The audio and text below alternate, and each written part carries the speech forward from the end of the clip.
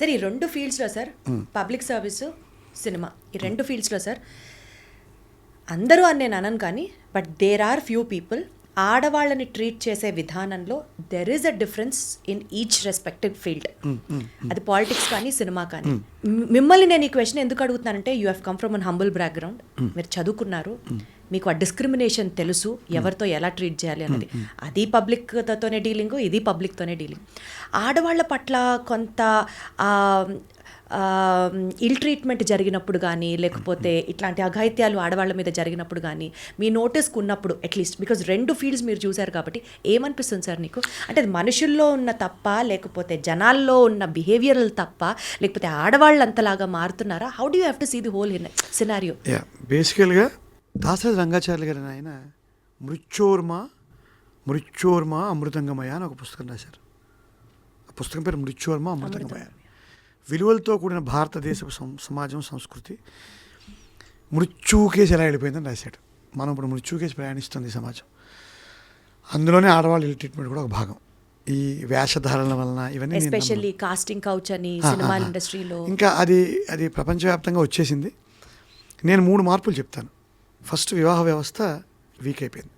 అంటే నా first point step by step మాట్లాడితే మీరు చూసారా? అది చూసాను. ఆడవాళ్ళని ఇల్ ట్రీట్ చేయడం పబ్లిక్ సర్వీస్ కెరియర్ లో గాని చాలా సార్లు పబ్లిక్ సర్వీస్లో ఎందుకు ఉంటాయి కానీ ఎందుకు బయటపడదంటే ఈ వాల్యూమ్ అంత ఉండదు.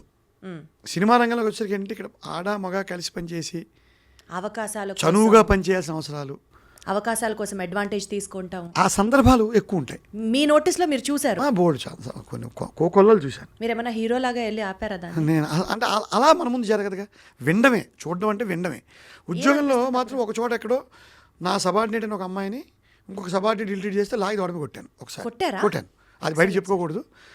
అప్పుడప్పుడు ఈ మైనర్ బాలికల మీద మానభంగాలు, ఈ బ్రూటల్ మర్డర్స్ లైక్ మన గుజరాత్ కాదు ఎక్కడ మన కలకత్తాలో అమ్మాయిని మానభంగం చేసినప్పుడు అప్పుడు అనిపిస్తుంది డిఎస్పీగా చేరి ఓ 15-50 ఎన్కౌంటర్లు చేసి ఉంటే బాగుండేదేమో, జీవితం సార్థకత. డిఎస్పీ మానేసాను. అప్పుడు డిఎస్పీ మానేది అది ఒక బాధ కలుగుతుంది.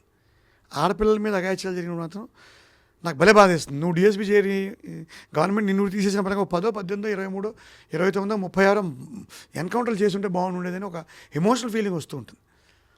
అయితే దీనికి ఒక పరిష్కారం ఏంటంటే మళ్ళీ వాల్యూ సిస్టమ్ పెంచడమే ఇంకో మార్గం. మనం అనుకుంటాం ఇండివిజువల్గా ఎవరిని డీల్ చేయలేమమ్మా. ఒక ఆడపిల్ల సినిమా ఇండస్ట్రీలోకి రావాలి అని అంటే ఇంట్లో తల్లిదండ్రులు ఎంత ఆలోచిస్తారో, ఆ పిల్ల ఎంత సఫర్ అవుతూ నాకు అవకాశాలు ఇవ్వండి అని అడగడం. వచ్చిన అవకాశాలు మంచి వాళ్ళ గురించి నేను మాట్లాడలేదు, ఎక్స్‌ప్లాయిటేషన్ జరుగుతున్నప్పుడు పర్వాలేదు. నా ఉద్దేశంలో ఈ సోషల్ మీడియా ఇప్పుడు మీటూ రావడంతో కొంత భయం అయితే ఏర్పడింది, ఉంది. బరితెగించే స్థాయి లేదు. అంటే గుండెల మీద చేతులేసుకొని ఆడవాళ్ళకి ఇండస్ట్రీ ఈజ్ ఆల్సో సేఫ్ అని చెప్పే స్థాయిలో ఉన్నామా? చెప్పే స్థాయికి వెళ్తున్నాం. నా ఫ్రాంక్ అబ్జర్వేషన్ ఇది. ఎక్కడైనా కన్సెన్షియల్గా ఎవరైనా వాళ్ళు నాట్ అన్ ఇష్యూ. అది మనం దాని గురించి కామెడీగా చెప్పుకుంటే మా దువ్వాడ వారి ఎపిసోడ్ చెప్తే వాళ్ళే చెప్పేశారు అడల్టరీ ఈజ్ నాట్ రాంగ్ అని. మనకు అనవసరం అనుకోండి, సుప్రీంకోర్టు కూడా చెప్పింది చెప్పారు కదా. సో దాని జోలికి వెళ్ళదు. కానీ కన్సెన్షియల్గా జరిగే విషయాలు పక్కన పెడితే ఈ ప్రెషర్ పెట్టడం అనేది తగ్గుతూ వస్తుందని అనుకుంటున్నాను. ఎందుకంటే రీజన్ నోటీస్లోకి ఎప్పుడన్నా ఏదైనా సందర్భం వచ్చి మీరు you have stood for somebody some woman అని అంటే ఇండస్ట్రీలో అటువంటి నాకు సందర్భాలు రాలేదు. Because I'm not that big. ఇప్పుడు ఇక్కడ నేను హీరోని కాదు, పెద్ద దర్శకుని కాదు, I'm upcoming character artist, maybe కొద్దిగా సెటిల్ అయిన క్యారెక్టర్ ఆర్టిస్ట్ని. బట్ ఒకటి అయితే ఉంది నా దగ్గర, యంగ్ గర్ల్స్ హీరోయిన్స్ కానీ వాళ్ళు కానీ నా దగ్గర ఉండి వాళ్ళ విషయాలు చెప్తారు నాకు. So I give them some advice, piece of advice, where to draw a line, ఎట్లా ఉండాలి, ఇలాంటివన్నీ నేను I give fatherly advice to the young girls in the industry. అది చెప్తూ ఉంటాను నేను. సో అంతవరకు బాగా అనిపిస్తుంది నాకు. They come to me, they sit with me, చదువుకున్న వాడిని. So they take some advice. ఆడవాళ్ళకి ఈ ప్రోగ్రామ్ చూస్తున్న అమ్మాయిలందరికీ కూడా అందరూ కాన్షియస్గా ఉండండి. ప్రతి గుడ్ టచ్ బ్యాడ్ టచ్ మీకు తెలీదా? అర్థమవుతుంది కదా. ఆటో ఎక్కారు, వాడు షేక్ హ్యాండ్ ఇచ్చాడు, ఆ షేక్ హ్యాండ్లో భావన, దాని వెనకాల అర్థం మీకు అర్థమైపోతుంది ఆడపిల్లలకి. ఎవరో ఇండస్ట్రీలో రాగానే ఒక హగ్గిచ్చుకుంటారు. Is it a formal addressing hug or something other than that, or is he putting some pressure in to that, ఇవన్నీ మీకు తెలుస్తాయి. సో స్పృహలో ఉండమని చెప్తాను ఆడపిల్లలు నేను ఇప్పుడు కూడా సలహా. టాలీవుడ్లో వచ్చే ఫిల్మ్స్ సొసైటీకి ఇంపాక్ట్ఫుల్గా, రెస్పాన్సిబుల్గా వస్తున్నాయని మీరు భావిస్తున్నారా? అన్ని రకాల. ఇప్పుడు నేను దీనికి సమాధానం చెప్తాను. ఇప్పుడు సమాజాన్ని ఉద్ధరించడం కోసమే సినిమా పుట్టలేదు. కరెక్ట్. అన్నీ వకీల్ సాబులే రావు. లేదా అన్ని విశ్వనాథ్ గారి సినిమాలే రావు కదా. ప్రతి సినిమాలో ఒక మంచి ఉంటుందమ్మా. అంటే బట్ డిటిరేషన్ ఎక్కడంటే నేను నాకు నచ్చని డిటిరేషన్ చెప్తాను. సోషల్ మీడియాలో వచ్చేసి ఓటీటీలో వచ్చే సినిమాల్లో అన్పార్లమెంటరీ లాంగ్వేజ్ని బయట తెచ్చేసాం. అది తప్పు కాదంటున్నారు. ఇప్పుడు మనం అది తప్పు కానప్పుడు అమ్మ ముందు కూర్చొని మాడగలవా? మీ అమ్మ ముందు కూర్చొని అదే బూత్ నువ్వు మాడగలవా? మీ అమ్మతో కూర్చొని ఆ సినిమా ఇదొక్కటి కొంచెం మేకర్స్ చూసుకుంటే బాగుంటుంది సినిమాల్లో. అంటే మారల్స్ కానీ ఎథిక్స్ కానీ ఎక్కడైనా మనం కాంప్రమైజ్ అవుతున్నాము అని పర్సనల్గా మీకు ఎప్పుడైనా అనిపించిందా సార్? మీకు అమ్మ అది ఓవరాల్ సొసైటీలోనే రాజకీయాల నుంచి ఉద్యోగాల నుంచి సినిమాల దాకా మీకు ఇందాక చెప్పిన మృత్యోర్మ అమృతంగమయ్య. ఇంకా మనం విడివిడిగా ప్రతి ఇండస్ట్రీలోకి వెళ్ళొద్దు. వాల్యూ సిస్టమ్ ఆల్రెడీ డిటైర్ అయిపోయింది. మీకు ఎలాంటి బ్యాక్గ్రౌండ్ లేకుండా సినిమా ఇండస్ట్రీలోకి వచ్చారు, కానీ it is not the case which is prevailing now. Yes, god ఫాదర్లు అంటారు, ఫాదర్లు అంటారు, ఫ్యామిలీ బ్యాక్గ్రౌండ్, నెపోటిజము. ఏం కామెంట్ చేస్తారు sir? Is nepotism ruling Tollywood today? No no, you don't think so? No okay. No. Initial entry వరకేనమ్మా ఏదైనా ఉపయోగపడేది.